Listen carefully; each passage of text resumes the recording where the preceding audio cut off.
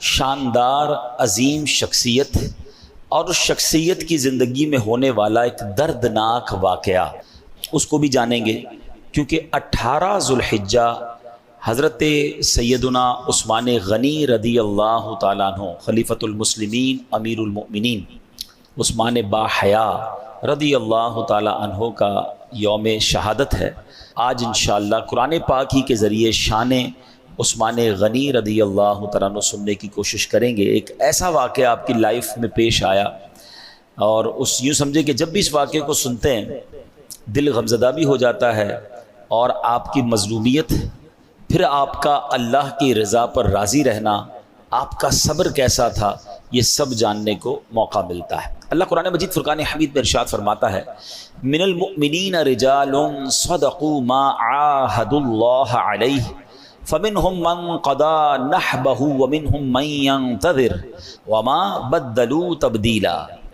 ترجمہ کنز العرفان، مسلمانوں میں کچھ وہ مرد ہیں جنہوں نے اس عہد کو، یعنی اس وعدے کو سچا کر دکھایا جو انہوں نے اللہ سے کیا تھا، تو ان میں کوئی اپنی منت پوری کر چکا اور کوئی ابھی انتظار کر رہا ہے، اور وہ بالکل نہ بدلے۔ سبحان اللہ۔ پیارے اسلامی بھائی، حضرت عثمان غنی رضی اللہ تعالیٰ عنہ عظیم صحابی رسول ہیں، مسلمانوں کے تیسرے خلیفہ ہیں، سابقین اولین، یعنی اعلان نبوت کے بعد جلد ہی ایمان قبول کرنے والوں میں سے ہے۔ اسلام قبول کرنے میں آپ کا چوتھا یا پانچواں نمبر ہے۔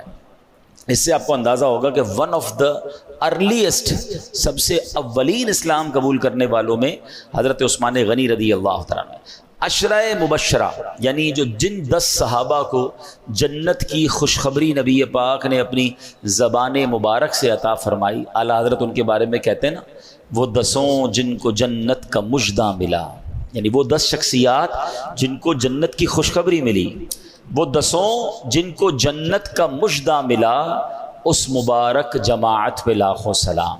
حضرت عثمان غنی از ون آف دیم۔ آپ بھی ان 10 خوش نصیب صحابہ میں سے ہیں۔ اچھا، پھر نبی پاک علیہ الصلوۃ والسلام کا ان پر اعتماد دیکھیں کہ پیارے آقا علیہ الصلوۃ والسلام نے ایک کے بعد اپنی دوسری صاحبزادی کا نکاح حضرت عثمان غنی رضی اللہ تعالیٰ عنہ سے کیا، یعنی کسی بھی نبی کی، صرف نبی پاک کی نہیں، کائنات میں is one and only in all universe, پوری دنیا میں کوئی ایک بندہ ایسا نہیں ہے حضرت عثمان غنی رضی اللہ تعالیٰ عنہ کے علاوہ کہ جن کے نکاح میں کسی بھی نبی کی 2 بیٹیاں آئی ہوں۔ یہ صرف اور صرف اعزاز ملا ہے حضرت عثمان غنی رضی اللہ تعالی عنہ کو۔ اچھا، یہاں اس میں بڑے اعتماد کی بات بھی پتہ چلتی ہے۔ جو بڑی عمر کے لوگ بیٹھے ہیں اور جن کی بچیاں جوان ہو جائیں، میری بات جلدی وہ سمجھیں گے، یا بڑے بھائی ہیں جنہوں نے اپنی بہنوں کا رشتہ کیا ہوگا، کہ بہن کا رشتہ کرنا یا اپنی بیٹی کا رشتہ کرتے ہوئے والد کو بڑی فکر ہوتی ہے، بھائی کو یہ بڑی فکر ہوتی ہے کہ کسی اچھے گھرانے میں کسی اچھے شخص کے یہاں رشتہ ہو جائے۔ اچھا، یہ ایک ایسا زندگی کا یوں سمجھے رسک ہے، یہ ایک ایسا فیصلہ ہے جو شادی کے بعد ہی پتہ چلتا ہے۔ کوئی بندہ ایسا نہیں ہوتا ہوگا کہ جو اپنی بیٹی کا رشتہ غلط آدمی سے کرے، اپنے طور پر اس نے چیک کر ہی لیا ہوتا ہے، لیکن کہتے ہیں نا، لفافہ کھلنے کے بعد ہی پتہ چلتا ہے کہ اندر سے کیا نکلا ہے۔ یہ شادی کے جتنے بھی جھگڑے ہیں جو شادی کے بعد معاذ اللہ طلاقیں ہو جاتی ہیں، یا ظلم زیادتی کی داستانیں ہم سنتے ہیں، ایسا نہیں ہر جگہ مرد ہی غلط ہو، عورت کی بھی غلطی ہوتی ہے، لیکن دونوں خاندان اپنے طور پر پوری انکوائری نارملی کر لیتے ہیں۔ بہت کم لوگ ہوں گے جو نہیں کرتے، لیکن پتہ نہیں کیا ہوتا ہے کہ اس سے پہلے اتنے اچھے طریقے سے لوگ مل رہے ہوتے ہیں، اتنا پیار سے مل رہے ہوتے ہیں، جب بھی ملیں بڑے بااخلاق ہوتے ہیں، اور شادی کے بعد اصل کہانی کھلتی ہے کہ بھائی اندر سے نکلا کیا۔ تو یہ one of the biggest risk of the life ہوتا ہے۔ اللہ پاک سب کے رشتوں میں خوشیاں عطا فرمائے، جن کے رشتے ہونے اللہ ان کو ایک بہت ہی نیک صورت نیک سیرت پارٹنر عطا فرمائے، لائف خوشگوار گزرے۔ لیکن یہ ہوتا ہے، لیکن ایک باپ اپنی بیٹی کا کہیں رشتہ کرے اور اس بیٹی کا انتقال ہو جائے، اب وہی والد اپنی دوسری بیٹی جس گھر میں دے اسی گھر میں دے، تو آپ سوچیں کہ پہلی بیٹی کے ساتھ کتنا شاندار ایکسپیرینس ہوا ہوگا کتنا شاندار برتاؤ انہوں نے کیا ہوگا کہ اپنی دوسری بیٹی بھی اگر بندہ اسی کے گھر میں دے دے. تو حضرت عثمان غنی رضی اللہ تعالیٰ عنہ کی یہاں پر کتنی بڑی شان ہے کہ سرکار دو عالم علیہ الصلوۃ والسلام کی ایک صاحبزادی جب حضرت عثمان غنی رضی اللہ تعالیٰ عنہ کے نکاح میں جاتی ہیں تو نبی پاک علیہ الصلوۃ والسلام ان کا انتقال ہو جاتا ہے. پھر پیارے آقا علیہ الصلوۃ والسلام اپنی دوسری بیٹی ان کے نکاح میں دیتے ہیں, اور اس طرح کا فرمان بھی ملتا ہے جس کا مضمون ہے کہ میری 40 بیٹیاں ہوتی اور ایک کے بعد, یعنی یہ یاد رہے کہ ایک وقت میں 2 بہنیں کسی کے نکاح میں نہیں آ سکتی, ٹھیک ہے, یہ جائز نہیں ہے, مگر ایک کے بعد ایک کا انتقال ہو اور دوسری بیٹی دی جائے تو آپ فرماتے ایک کے بعد مجھے ایک ایک کر کے 40 بیٹیاں دینی پڑتی تو میں عثمان غنی کے نکاح میں دیتا. تو یہ انداز, یہ محبت, یہ پیار, تو یہ ہمیں سمجھ آتا ہے کہ کیا عظیم شخصیت تھے حضرت عثمان غنی رضی اللہ تعالیٰ عنہ. اور سبحان اللہ اسی مبارک وصف جو دنیا میں کسی اور کو حاصل نہیں ہے, اس لیے ان کو کیا کہا جاتا ہے, ذو النورین. کیا کہا جاتا ہے؟ اچھا یہ ایسا مشہور لقب ہے نا, آپ صرف پاکستان میں نہیں, آپ افریقہ میں جا کے کسی مسلمان سے پوچھیں ذو النورین کون ہے, کسی عربی سے پوچھیں, کسی انڈونیشین سے پوچھیں, all around the world everybody knows him as ذو النورین. سبحان اللہ, ذو النورین کا مطلب ہے 2 نور والا, ٹھیک ہے. اور اعلیٰ حضرت امام اہل سنت بڑی پیاری بات لکھتے ہیں, آپ فرماتے ہیں نور کی سرکار سے پایا دوشالہ نور کا, نور کی سرکار سے, یعنی نبی پاک کے دربار سے دوشالہ یعنی 2 چادریں نور کی آپ کو ملی ہیں. نور کی سرکار سے پایا دوشالہ نور کا, نور کی سرکار سے پایا دوشالہ نور کا, ہو مبارک تم کو ذو النورین جوڑا نور کا. تو نبی پاک کے در سے 2 نور کی چادریں عطا ہو گئیں اور آپ ذو النورین بن گئے. اچھا صرف انسانوں میں آپ ذو النورین نہیں ہیں, مشہور مولا کائنات مولا علی کرم اللہ تعالی وجہ الکریم. اب یہاں ان خلیفۃ المسلمین صحابہ کرام میں آپس میں پیار دیکھیں. مولا علی فرماتے ہیں کہ عثمان وہ ہیں کہ انہیں فرشتے ذو النورین کہتے ہیں, رسول اللہ صلی اللہ علیہ وسلم کے داماد ہیں, پیارے آقا علیہ الصلوۃ والسلام نے انہیں جنت کی بشارت دی ہے. یہ کون کہہ رہا ہے؟ مولا علی شیر خدا کرم اللہ تعالی وجہ الکریم فرماتے ہیں نبی کے نور 2 لے کر وہ ذو النورین کہلائے, نبی کے نور 2 لے کر وہ ذو النورین کہلائے, انہیں حاصل ہوئی یوں قربت محبوب رحمانی. اب یہ چھوٹا سا کنفیوژن کہہ لیں, مسئلہ بھی حل ہو رہا ہے. ہر آدمی ذو النورین کس کو کہتا ہے؟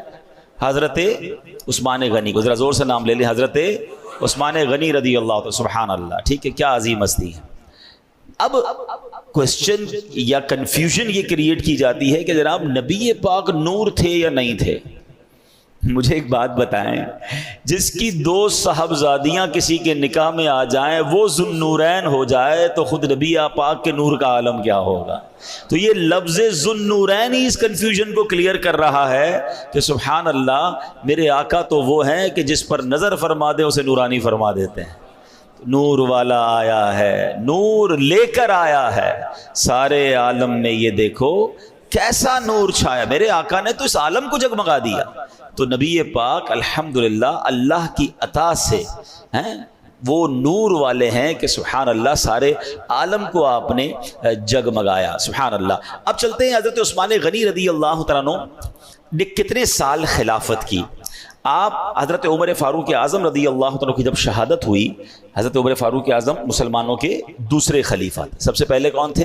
حضرت ابو بکر صدیق رضی اللہ عنہ, پھر حضرت عمر فاروق. حضرت عمر فاروق کی جب شہادت ہوئی تو مسلمانوں کی اکثریت رائے نے یہ مشورہ کیا اور حضرت عثمان غنی خلیفہ مقرر ہوئے.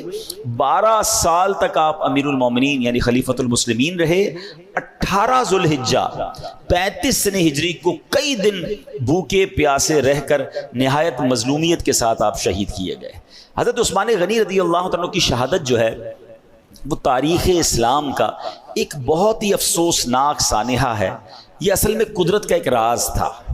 ہاں, جو میں نے قرآن پاک کی آیت پڑھی ہے نا، اب آپ کو میں سمجھاؤں گا. یہ قدرت کا ایک راز تھا جو ہو کر رہنا تھا.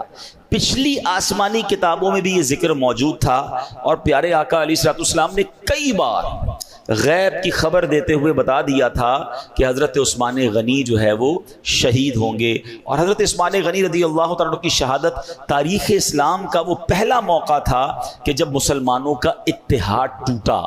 ایک غیر مسلم تھا، یہ اس کی سازش تھی، اور اسی سازش کے نتیجے میں مصر کے کچھ لوگوں نے بغاوت کی. حضرت عثمان غنی رضی اللہ تعالیٰ عنہ کے گھر کا گھیراؤ کیا. 40 دن تک آپ کو بھوکا پیاسا قید رکھا گیا، مظلومیت کے ساتھ شہید ہوئے. آپ کی شہادت سے ہمیں بہت کچھ سیکھنے کو ملتا ہے. ہم نے جو پارہ 21 کی سورہ احزاب کی 23ویں آیت سننے کی جو ہم نے سعادت پائی ہے، آپ ذرا اس آیت کو ایلوبریٹ کرتے ہیں، مزید سمجھتے ہیں. آیت کریمہ کی ذرا مختصر وضاحت سنیے گا. من المؤمنین رجال صدقوا، مسلمانوں میں کچھ مرد وہ ہیں جنہوں نے سچا کر دکھایا. ما عاہد اللہ علیہ، کیا سچا کر دکھایا؟ اس وعدے کو، اس عہد کو جو انہوں نے اللہ سے کیا تھا. علماء تفسیر فرماتے ہیں کہ حضرت عثمان غنی، حضرت طلحہ، حضرت سعد بن زید، سیدنا امیر حمزہ رضی اللہ تعالیٰ عنہ اور حضرت مصعب بن عمیر اور دیگر صحابہ کرام نے اپنے آپ پر یہ وعدہ لے لیا تھا، عہد کیا تھا کہ ہم نبی پاک علیہ الصلوۃ والسلام کے ساتھ آخر وقت تک رہیں گے، ان کی بات، ان کو فالو کریں گے، ان کا ساتھ دیں گے یہاں تک کہ ہم شہید کر دیے جائیں. تو چنانچہ یہ اپنے وعدے پر آخری وقت تک قائم رہے. اللہ فرماتا ہے فَمِنْهُمْ مَنْ قَضَى نَحْبَهُ، تو ان میں کوئی اپنی منت پوری کر چکا. یعنی حضرت امیر حمزہ، حضرت مصعب بن عمیر رضی اللہ تعالیٰ عنہ یہ شہادت کا رتبہ پا چکے تھے، اپنا وعدہ پورا کر دیا، منت ان کی پوری ہو گئی. اور آگے قرآن کہتا ہے وَمِنْهُمْ مَنْ يَنْتَظِرُ وَمَا بَدَّلُوا تَبْدِيلًا، اور کوئی ابھی انتظار کر رہا ہے اور بالکل نہ بدلے. تو حضرت عثمان غنی اور حضرت طلحہ رضی اللہ تعالیٰ عنہ وہ تھے جو اس رتبہ شہادت کے انتظار میں ہیں، اور یہ سب وہ صحابی ہیں جو اپنے وعدے سے بالکل نہیں بدلے.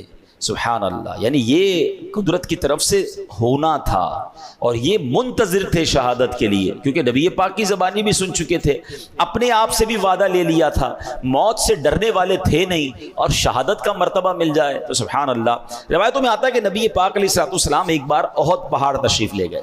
آپ میں سے جو مدینے پاک گئے ہیں انہوں نے احد پہاڑ ضرور دیکھا ہوگا، اور جو نہیں گئے میں دعا کرتا ہوں اللہ پاک ہم سب کو جلدی جلدی مدینے کی حاضری عطا فرمائے. بلکہ جو گئے ہیں اللہ انہیں بھی عطا فرمائے، کیونکہ جو ہو کر آتا ہے اسے اور محبت بڑھ جاتی ہے. مدینہ مکہ وہ شہر ہے جس نے نہیں دیکھا وہ بھی تڑپ رہا ہے، جس نے دیکھ لیا وہ اور تڑپ رہا ہے. شربت دید نے ایک آگ لگائی دل میں، تپش دل کو بڑھایا ہے بجھانے نہ دیا. دل میں آگ اور بڑھ جاتی ہے، محبت اور بڑھ جاتی ہے. تو جبل احد جو ہے وہ بہت بڑا پہاڑ ہے، اور یہ پہاڑ کے بارے میں بتایا جاتا ہے کہ آل ٹوگیدر یہ 9 میل لمبا پہاڑ ہے. پورا سمجھ لیں رینج آف ماؤنٹینز ہے. اور یہ احد پہاڑ کے بارے میں نبی پاک علیہ الصلوۃ والسلام فرماتے ہیں، جس کا مضمون ہے کہ احد مجھ سے محبت کرتا ہے، میں احد سے محبت کرتا ہوں، اور یہ میرے ساتھ جنت میں جائے گا. اب ذرا غور کیجئے، پہاڑ نبی پاک سے محبت کر رہا ہے، پیارے آقا فرماتے ہیں ہم اس سے محبت کرتے ہیں اور یہ جنت میں بھی ہمارے ساتھ جائے گا. اب علماء نے اس میں بڑی پیاری ڈیبیٹ کی اس حدیث کے تحت. مجھے بتائیے، پہاڑ تو بے جان ہوتا ہے نا، پتھر ہوتا ہے، پتھر محبت کر رہا ہے نبی پاک سے تو جنت میں جائے گا، تو اگر امتی نبی پاک سے محبت کرے گا تو وہ جنت میں کیوں نہیں جائے گا؟ اس کا مطلب یہ ہوا کہ محبت رسول اگر سچی ہے تو انشاءاللہ یہ بخشش کا ذریعہ بن جائے گی. اچھا، نبی پاک ایک بار جبل احد پر تشریف لے گئے. اچھا، نبی پاک کے ساتھ کون کون ہے ذرا اب یہ تھوڑا سا یاد رکھنا ہے آپ نے. حضرت ابوبکر صدیق ہیں، ٹھیک ہے، حضرت عمر فاروق ہیں، اور حضرت عثمان غنی ہیں. یعنی پیارے آقا علیہ الصلوۃ والسلام کے ساتھ کون کون ہیں؟ حضرت ابوبکر صدیق ہیں، حضرت عمر فاروق ہیں، حضرت عثمان غنی ہیں، اور خود نبی پاک. 4 افراد ہیں. آپ پہاڑ پر تشریف لے گئے تو احد پہاڑ پر زلزلہ آنا شروع ہو گیا. اچھا، ارتھ کویک، زلزلہ آج بھی وہ آفت ہے جس کی کوئی پریڈکشن نہیں کر سکتا. دنیا میں ہونے والے بہت سارے حادثات پہلے سے پتہ چل جاتے ہیں، طوفان آنے والا ہے، آندھی آنے والی ہے، بارش آنے والی ہے، فلاں چیز، but nobody knows about earthquake. کب زلزلہ آئے گا کبھی بھی پہلے سے نہیں بتایا جا سکتا. اچھا، آ جائے دنیا کی کوئی طاقت اسے روک نہیں سکتی ہے۔ یہ کیسی اللہ کی قدرت کا نظارہ ہوتا ہے کہ بڑی بڑی عمارتیں، بڑے بڑے شہر منٹوں میں ختم ہو جاتے ہیں۔ اللہ پاک ہم سب کو محفوظ فرمائے۔ اب زلزلہ آ گیا، ٹھیک ہے، اور یہ بات ہے 1400 سال پرانی۔ جب زلزلہ آیا تو سرکار دو عالم علیہ الصلوۃ والسلام کا کمال، نبی پاک کا معجزہ اور اتھارٹی دیکھیں۔ سرکار دو عالم علیہ الصلوۃ والسلام نے احد پہاڑ کو ٹھوکر لگائی اور فرمایا اے احد رک جا، تجھ پر ایک نبی، ایک صدیق اور 2 شہید موجود ہیں۔ ذرا سمجھیے گا۔ اچھا اب مجھے بتائیے ایک نبی کون ہے؟ خود نبی پاک علیہ الصلوۃ والسلام ہے۔ صدیق کون ہے؟ حضرت ابوبکر صدیق ہیں۔ 2 شہید کون ہیں؟ اب یہ سوچنے والی بات ہے کہ یہ 2 شہید کون ہیں؟ اللہ اکبر۔ اور یہ جو میں حدیث بتا رہا ہوں یہ بخاری شریف میں ہے۔ چلے ایک اور آج عقیدے کا مسئلہ بھی حل ہو جائے گا۔ شہید تو بندہ دنیا سے جانے کے بعد ہی ہوتا ہے نا، زندہ زندہ تو شہید نہیں ہوتا۔ حضرت عثمان غنی ساتھ ہیں، حضرت عمر فاروق ساتھ ہیں، اور آقا کیا فرما رہے ہیں؟ تجھ پر ایک نبی، اے احد رک جا، تجھ پر ایک نبی، ایک صدیق اور 2 شہید ہیں۔ حدیث کون سی کتاب میں ہے؟ بخاری شریف۔ یہ بھی یاد رکھ لینا، ٹھیک ہے۔ اس کا مطلب میرے آقا بعد میں کیا ہونا یہ جانتے ہیں کہ حضرت عمر بھی شہید ہوں گے، حضرت عثمان غنی بھی شہید ہوں گے۔ اچھا اس مسئلے کو میں ذرا آگے جا کے بتاتا ہوں، مگر پہلے ذرا سرکار علیہ الصلوۃ والسلام کے کمال کی تو بات کر لیں۔ کیسی ٹھوکر ہے، کیسی ایڑیاں ہیں کہ جناب جب نبی پاک نے احد پہاڑ کو ٹھوکر لگائی تو وہ زلزلہ رک گیا، احد پہاڑ ساکت ہو گیا۔ سبحان اللہ۔ عشق والے کہتے ہیں زلزلہ نہیں تھا، احد تو نبی پاک کی آمد پر جھوم رہا تھا، جھوم رہا تھا کہ میری قسمت جاگ اٹھی کہ سرکار دو عالم حضرت ابوبکر صدیق، حضرت عمر فاروق، حضرت عثمان غنی مجھ پر آ گئے۔ مگر سائنٹیفکلی ہم کیا کہیں گے؟ جناب زلزلہ تھا اور نبی پاک کی ٹھوکر سے رک گیا۔ آئے ہائے، سرکار دو عالم علیہ الصلوۃ والسلام ایسا معجزہ دکھائیں اور سیدی اعلیٰ حضرت کا قلم خاموش رہ جائے۔ آپ کہتے ہیں ایک ٹھوکر سے احد کا زلزلہ جاتا رہا، ایک ٹھوکر سے احد کا زلزلہ جاتا رہا، رکھتی ہیں کتنا وقار اللہ اکبر ایڑیاں۔ یعنی نبی پاک کی ان مبارک ایڑیوں کی شان تو دیکھیں کہ آقا ٹھوکر لگاتے ہیں اور احد کا زلزلہ رک جاتا ہے۔ تو یہ تو سرکار علیہ الصلوۃ والسلام کا معجزہ۔ اور نبی پاک علیہ الصلوۃ والسلام نے اب ہونا کیا ہے، کون شہید ہونا یہ بتا دیا۔ It means they both know very well, بلکہ ان کا ایسا عقیدہ تھا، ہمارا بھی ہونا چاہیے، کہ نبی پاک کی زبان سے نکل گیا پہاڑ ہل سکتا ہے، یہ بات ہو کر رہنی ہے۔ تو حضرت عمر فاروق نوز ویری ویل کہ مجھے بھی شہید ہونا ہے۔ حضرت عثمان غنی، اچھا حضرت عثمان غنی کو تو ایک اور جگہ بھی نبی پاک نے کس طرح مزید بتایا، یہ بھی حدیث سن لیجیے۔ حضرت ابو موسیٰ اشعری رضی اللہ تعالیٰ عنہ فرماتے ہیں کہ ہم مدینے کے باغوں میں سے ایک باغ میں تھے، پیارے آقا علیہ الصلوۃ والسلام کے ساتھ، دروازے پر دستک ہوئی۔ نبی پاک علیہ الصلوۃ والسلام نے فرمایا افتح لہ وبشرہ بالجنہ، دروازہ کھولو اور جو اس میں سے آئے اسے جنت کی بشارت دے دو، یعنی جو دروازے میں داخل ہو اسے جنت کی بشارت۔ اب یہ دیکھیں جنت کی بشارت کا مطلب سمجھتے ہیں آپ؟ یہ بھی نبی پاک کا ذرا علم غیب دیکھیے۔ جنت کی بشارت کا مطلب یہ ہے کہ جس کو پہلے تو دروازہ کھل کے کون آنے والا یہ پیارے آقا کو پتا ہے۔ اچھا جو آنے والا ہے اس کا خاتمہ ایمان پر ہوگا، میرا اور آپ کا خاتمہ ایمان پر ہوگا۔ ہمیں کنفرمیشن ہے کسی کے پاس؟ ہم دعا تو کرتے ہیں بٹ نوبڈی نوز، کوئی گارنٹی نہیں دے سکتا۔ مگر جنت کی بشارت کا مطلب یہ ہے کہ اس کا خاتمہ بھی ایمان پر ہوگا، یہ بھی معلوم ہے، اور اللہ کی رحمت سے انہیں جنت میں داخل کیا جائے گا، یہ بھی معلوم ہے۔ تو کتنا کچھ معلوم ہے۔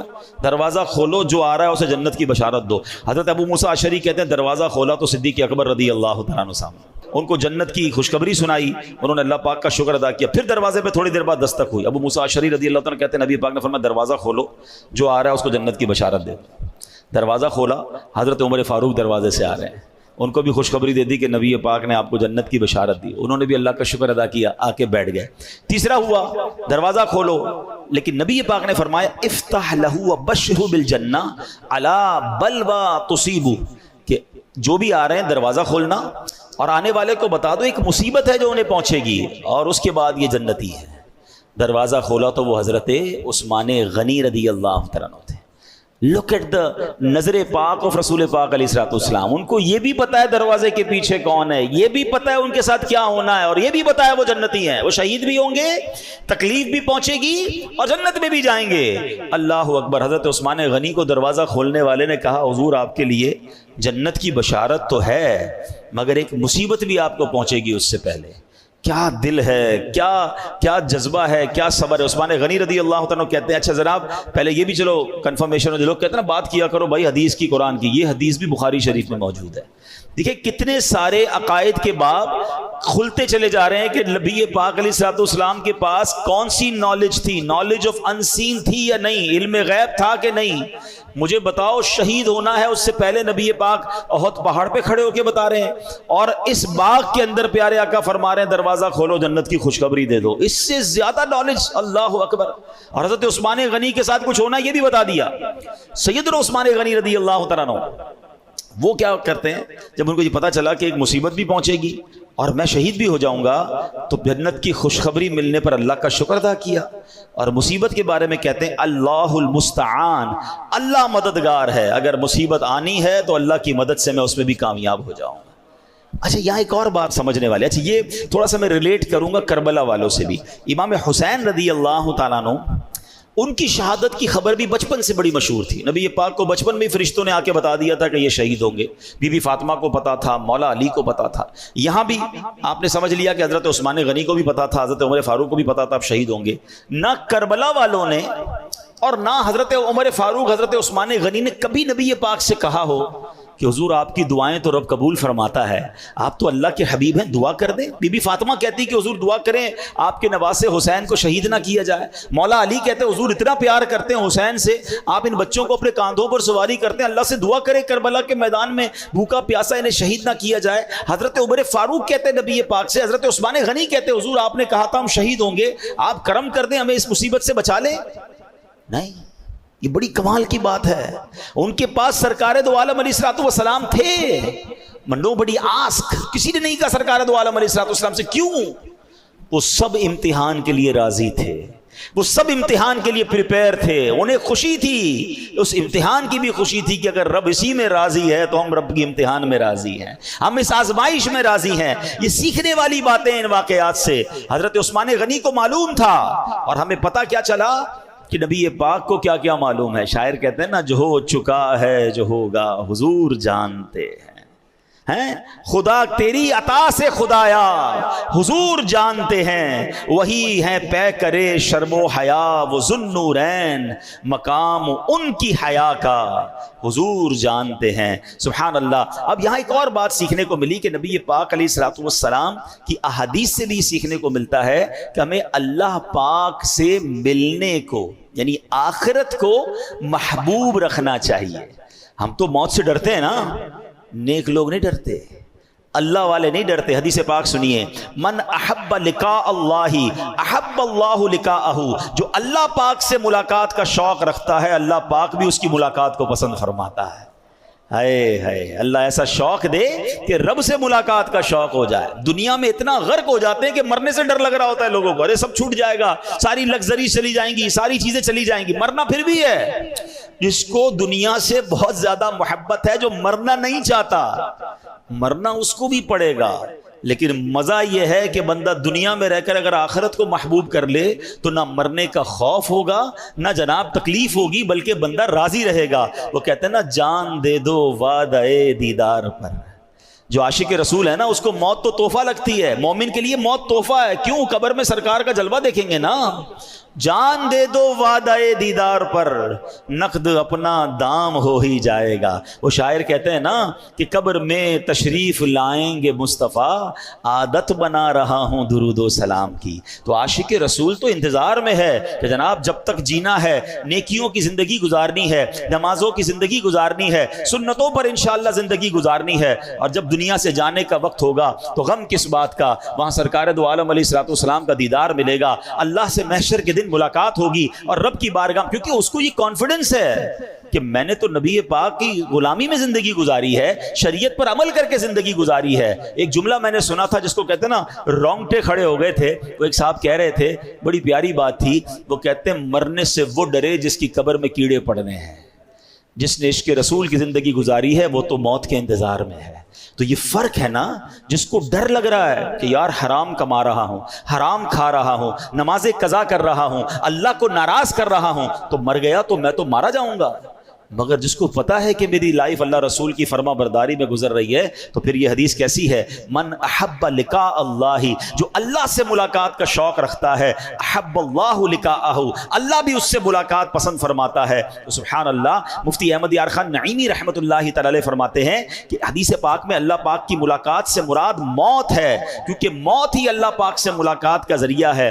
مگر اللہ پاک سے ملاقات کو پسند کرنے کا یہ معنی نہیں کہ بندہ موت کی آرزو کرے، یہ تو اچھی بات نہیں ہے کہ مرنے کی دعائیں کرے، یہ منع ہے۔ اللہ پاک سے ملاقات کو پسند کرنے کا معنی یہ ہے کہ بندہ دنیا میں دل نہ لگائے، آخرت کی تیاری کرے، ہر وقت اللہ پاک کی رضا والے کاموں میں مصروف ہو۔ ایسے بندے کو اللہ پاک پسند فرماتا ہے، اس کی زندگی بھی اللہ پاک کو پیاری ہے، اس کی موت بھی اللہ پاک کو پیاری ہے۔ تو اے میرے پیارے اسلامی بھائیوں، یہ بات ہمیں سمجھنی ہے۔ اب حضرت عثمان غنی رضی اللہ تعالیٰ عنہ کی شہادت کا واقعہ کیسے ہوا؟ حضرت عثمان غنی کی خلافت کا آخری سال تھا، کچھ منافقوں نے آپ کے خلاف سازش رچائی، نتیجتاً مصر کے لوگوں نے آپ کے خلاف بغاوت کر دی، مدینہ پاک میں آ کر آپ کے گھر کا گھیراؤ کیا۔ حضرت عثمان غنی اندر ہیں، اب آپ کو باہر بھی نہیں نکلنے دیا جا رہا، باہر سے کھانے پینے کا کوئی سامان بھی اندر نہیں جانے دیا جا رہا۔ کئی دن آپ نے اسی طرح گزار لیے۔ آپ کے چاہنے والوں نے بار بار آپ سے عرض کی، علی جاں آپ ارشاد فرمائیے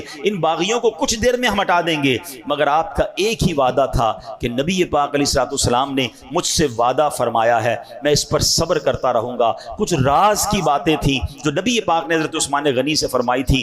آپ نے اپنی شہادت قبول کی، مدینہ منورہ کی سرزمین پر خون ریزی کو پسند نہیں فرمایا۔ حضرت عثمان غنی کے پاس حضرت امام حسن بھی آئے، مولا علی نے بھی پیغام بھجوایا، آپ حکم دیں ہم ان سب باغیوں کو تہس نہس کر کے رکھ دیں گے، مگر آپ نے سب کو منع کیا، بلکہ یہاں تک کہا کہ اگر آپ نے لڑائی بھی کی، آپ نے تلوار بھی اٹھائی، مدینے میں خون بھی بہایا، شہادت پھر بھی میری ہونی ہے، کیونکہ یہ قدرت کا فیصلہ ہے اور میں اس کے لیے راضی ہوں۔ اللہ اکبر۔ آپ اطمینان سے نمازیں پڑھتے رہے، اطمینان سے تلاوت قرآن کرتے رہے، اور سبحان اللہ آپ نے اسی طرح اپنی جان اللہ کے سپرد کر دی۔ داتا گنج بخش علی حجویری رحمۃ اللہ تعالی علیہ حضرت عثمان غنی کی اس ادا کو کس طرح ایلوبریٹ کرتے ہیں، کس طرح سمجھاتے ہیں۔ آپ فرماتے ہیں کہ جب محاصرہ چل رہا تھا، باغی باہر کھڑے تھے، حضرت حسن مجتبیٰ امام حسن نبی پاک کے نواسے رضی اللہ تعالیٰ عنہ حضرت عثمان غنی کے پاس آ کر کہا کہ امیر المومنین ہمیں اجازت دیجیے۔ آپ نے اجازت نہیں دی، کہا ہے بھتیجے گھر جائیے، آرام کیجیے، تقدیر کا لکھا غالب آ جائے گا اور ہمیں خون بہانے کی حاجت نہیں ہے۔ حضرت داتا گنج بخش حضرت عثمان غنی کی صدا کو لکھنے کے بعد کہتے ہیں کہ یہ جو سیرت کا پہلو ہے نا، یہ حضرت ابراہیم علیہ نبینا علیہ الصلوۃ والسلام سے بڑا مشابہ ہے۔ جب حضرت ابراہیم کو آگ میں ڈالا جا رہا تھا، فرشتے آئے تھے اور کہا تھا حکم فرمائیں، ہم آگ بجھا دیتے ہیں، ہم بارش برسا کر آگ بجھاتے ہیں، ہوا کا فرشتہ آیا کا ہوا چلا کر آگ بجھاتے ہیں۔ حضرت ابراہیم کا ایک ہی جواب تھا کہ میں رب کی رضا پر راضی ہوں، اگر میرے رب نے بچانا ہے تو وہ بچا لے گا، ورنہ میں اس دکھ اور اس پریشانی کے لیے بھی تیار ہوں۔ حضرت داتا گنج بخش فرماتے ہیں حضرت ابراہیم علیہ الصلوۃ والسلام کے اس کردار کی کیسی جھلک حضرت عثمان غنی میں ہے کہ ان کو بھی صحابہ آ کر کہہ رہے ہیں آپ ہمیں حکم دیجئے۔ آپ نے کہا نہیں، مدینے میں خون نہیں بہانا ہے، اگر رب کی رضا یہ ہے تو میں اس رضا پر راضی ہوں، اور آپ نے شہادت قبول فرما لی۔ تو سبحان اللہ، یہ اللہ کی رضا پر جو ہے وہ راضی رہنا، یہ حضرت عثمان غنی کی سیرت سے ملتا ہے۔ حضرت عثمان غنی وہ عظیم ہستی ہیں کہ جن کے بارے میں نبی پاک علیہ الصلوۃ والسلام نے فرمایا انا نشبہ عثمان بابینا ابراہیم، فرمایا بے شک ہم عثمان کو اپنے والد ابراہیم علیہ الصلوۃ والسلام کے مشابہ سمجھتے ہیں۔ نبی پاک نے پہلے ہی فرما دیا تھا کہ جس طرح حضرت ابراہیم کا صبر تھا، جس طرح انہوں نے آگ میں جانے کو پسند فرمایا اور رب کی رضا پر راضی رہے، عثمان غنی رضی اللہ تعالیٰ عنہ نے بھی یہ شہادت کو اسی طرح قبول فرمایا۔ اے میرے پیارے اسلامی بھائیوں، داتا گنج بخش علی حجویری فرماتے ہیں کہ مشائخ طریقت یعنی بڑے بڑے اولیاء کرام نے تین چیزیں، کون کون سی؟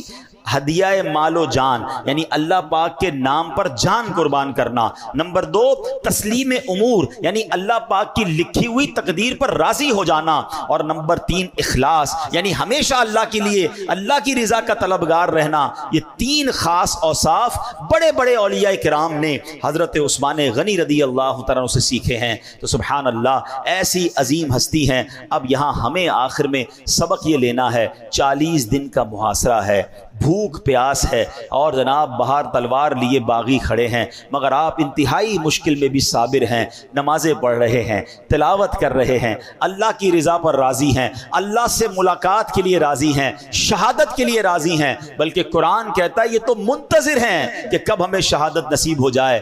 ہم نے کیا سیکھنا ہے اس عظیم ہستی کے اس واقعے سے؟ حضرت عثمان غنی پر جب مجھے بیان کرنا تھا، نارملی جب ہم ان کی سیرت پر بیان کرتے ہیں، ہم ان کی سخاوت پر بات کرتے ہیں، ان کی حیا پر بات کرتے ہیں، ان کی اسلام پر قربانیوں پر بات کرتے ہیں، الحمدللہ موقع ملے گا وہ دوبارہ بھی کریں گے، مگر یہ جو پہلو ہے نارملی اس کو ڈسکس نہیں کیا جاتا کہ شہادت کے وقت جو آپ کا انداز تھا، ون آف دا امیزنگ آپ کا یہ زندگی میں انداز دنیا نے دیکھا، تو ہمیں صبر کرنا ہے۔ ہم پر بھی آزمائش آتی ہے، کبھی کاروبار ڈاؤن ہو جاتا ہے، کبھی نوکری چھوٹ جاتی ہے، کبھی کسی رشتہ دار کا انتقال ہو جاتا ہے، کبھی جناب کسی کی بات بری لگ جاتی ہے، کبھی ہمیں کوئی دو جملے کہہ دیتا ہے، ہم ڈی مورلائز ہو جاتے ہیں، بعض اوقات مایوسی کی طرف چلے جاتے ہیں۔ نہیں میرے پیارے اسلامی بھائیوں، زندگی کی گاڑی جو ہے نا وہ مسائل کے پہیوں پر ہی چلتی ہے، زندگی میں کبھی نہ کبھی مشکل آتی ہی ہے، نہیں آئی تھوڑے دنوں بعد آ جائے گی، بی پریپیئر آف دیٹ۔ ہم دنیا میں ہیں تو مشکلات کے ساتھ ہی جئیں گے، زندگی ساری کی ساری اسموتھ نہیں گزرتی ہے، مگر امتحان جب آتا ہے تو اب اللہ کے جو نیک بندے ہوتے ہیں وہ صبر کرتے ہیں، وہ آل فال نہیں بکتے ہیں، وہ کمپلینز نہیں کرتے ہیں۔ اللہ اکبر! حضرت ابراہیم کی ادا کو دیکھیں، حضرت عثمان غنی کی ادا کو دیکھیں، یہ سارے واقعات پکار پکار کر کہہ رہے ہیں کہ اے میرے بندوں، جب مشکل آئے تو صبر کرنا، اللہ کی رضا پر راضی رہنا، کیونکہ جو صبر کرتا ہے پھر اللہ قرآن میں فرماتا ہے ان اللہ مع الصابرین، تو جب اللہ کی رحمت صبر کرنے والوں کے ساتھ ہو جاتی ہے ان کے کام آسان ہو جاتے ہیں، ان کے کام بڑے اچھے ہو جاتے ہیں، اور اللہ ان کو اپنی بارگاہ میں بڑے بلند مرتبے عطا فرماتا ہے۔ آخری حدیث سنا کر آپ کو مزید تسلی ہو جائے گی، اپنا بیان ختم کرتا ہوں۔ حدیث پاک کا مضمون ہے اللہ کی بارگاہ میں کچھ لوگوں کا ایک مرتبہ لکھا ہوتا ہے، ٹھیک ہے، اور وہ نمازیں پڑھ کے عبادت کر کے اس مرتبے، اس کیلیبر، اس سٹیج پر نہیں پہنچ پا رہے ہوتے، اتنی عبادت نہیں کر رہے ہوتے۔ اللہ تعالیٰ چاہتا ہے کہ بندہ اتنا اونچا ہو جائے، اس کے مرتبے بڑھ جائیں، تو اب رب کریم اس بندے پر آزمائش بھیجتا ہے، بندہ صبر کر کے اپنا وہ مرتبہ پا لیتا ہے۔ اب سچ بتاؤ، بیماری آئی، نقصان ہوا، ٹینشن آئی، پرابلم آئی، یہ تو میرے درجے بڑھانے آئی تھی، اور ہائے میری بے صبری، میں نے شکوے کر کے، شکایت کر کے، کمپلین کر کے، پھر نہیں ملے گا درجہ۔ اگر آپ نے ساری بے صبری کر دی پھر تو آپ نے وہ چانس کھو دیا نا۔ تو بی پریپیئر فار دیٹ۔ زباں پر شکوے رنج و علم لایا نہیں کرتے، زباں پر شکوے رنج و علم لایا نہیں کرتے، نبی کے نام لیوا غم سے گھبرایا نہیں کرتے۔ ہمت میں رہیں، اللہ کی رضا پر راضی رہیں، اور اللہ سے یہ کہتے رہیں میرے مولا میں تیری رضا پر راضی ہوں، مشکلیں بھی ہیں تو نے عطا کی ہیں، میں راضی ہوں۔ ایک جملہ اور سن لو تاکہ اور ٹینشن ریلیز ہو جائے گی۔ مصیبتیں اور پریشانیاں چھوٹوں کو مٹانے آتی ہیں، بڑوں کو بنانے آتی ہیں۔ جب کسی وقت پر ٹینشن آئے نا اور آپ کو لگے میں بکھر رہا ہوں، میں ٹوٹ رہا ہوں، تو سمجھ لو ابھی بڑا چھوٹا سا ہوں، اور اگر آپ واقعی مضبوط بن جائیں گے نا تو ہر مشکل، ہر پریشانی آپ کو اور مضبوط کرے گی، آپ کو اور اسٹرانگ کرے گی۔ تو اب آپ نے چیک کرنا ہے کہ مصیبتیں اور پریشانیاں چھوٹوں کو مٹانے آتی ہیں، بڑوں کو بنانے آتی ہیں۔ ایک آخری بات، ایئرپورٹ پر جب ہم جاتے ہیں اکثر مسافروں کو دیکھا ہے کہ وہ اپنا پاسپورٹ ٹکٹ یا تو ہاتھ میں پکڑتے ہیں یا پھر کسی جیب اور بیگ میں رکھا ہوتا ہے، اس کو بار بار چیک کرتے ہیں، کیونکہ کہیں گم تو نہیں ہو گیا۔ سب کو پتا ہے کہ جہاز میں سوار ہونے تک کئی بار یہ چیک ہوگا، پاسپورٹ بھی چیک ہوگا، ٹکٹ بھی ہوگا، اور آگے جا کے جب بورڈنگ کارڈ مل جائے گا تو بورڈنگ کارڈ بھی بار بار چیک ہوگا۔ غلطی سے کہیں گم ہو گیا تو ایسا نہ ہو ہم فلائٹ میں سوار ہونے سے رہ جائیں۔ ایسا ہی ہوتا ہے نا۔ ایسا ہی معاملہ ہمارے ایمان کا اور اچھے عمل کا ہے، اعمال صالحہ کا ہے۔ یاد رکھیں یہ ہمارے پاسپورٹ اور ٹکٹ ہیں جنت میں جانے کے لیے۔ چیک کرتے رہیں ایمان ہاتھ میں ہے کہ نہیں، اعمال صالحہ نکل تو نہیں گئے، نیکیاں ختم تو نہیں ہو گئیں، بورڈنگ کارڈ ہی نہیں ہوگا، پاسپورٹ ہی نہیں ہوگا تو کیسے فلائٹ میں جائیں گے؟ یوں سمجھیے کہ جنت میں جانے کا جو پاسپورٹ ہے نا وہ ایمان ہے۔ وداؤٹ ایمان جنت میں کوئی نہیں جائے گا، تو ایمان سنبھالنا ہے۔ اور پھر یہ بورڈنگ کارڈ کیا ہے؟ یہ نیکیاں ہیں، یہ اللہ کی رضا والے کام ہیں۔ تو زندگی ایسے گزاریں کہ انشاءاللہ جب جنت کا دروازہ کھلے نا اور اعلان ہو کہ اے اللہ کے مقبول بندو آ جاؤ، تو اللہ کرے وہ والا بورڈنگ کارڈ میرے پاس بھی ہو، وہ پاسپورٹ میرے پاس بھی ہو کہ یا اللہ ایمان والا بھی ہوں، تجھے راضی کرنے والی زندگی بھی گزاری ہے، اور اللہ کرے کہ جنت میں بلا حساب ہمیں داخلہ نصیب ہو جائے۔ اللہ پاک عمل کرنے کی توفیق عطا فرمائے۔